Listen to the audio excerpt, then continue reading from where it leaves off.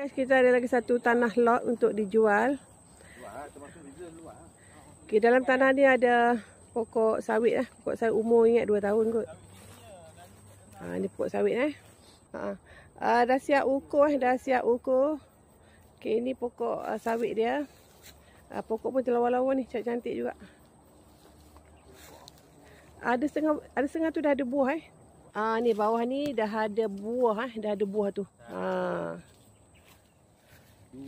Dalam tanah ni ada sungai, Sungai ni memang masuk dalam kawasan tanah dia. Ni ada sungai.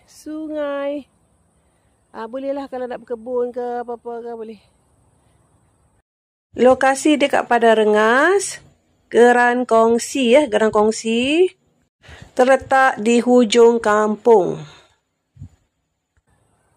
Okay guys, yang mana berminat boleh PM saya. Jangan lupa follow, like, comment and share. Sekian, terima kasih.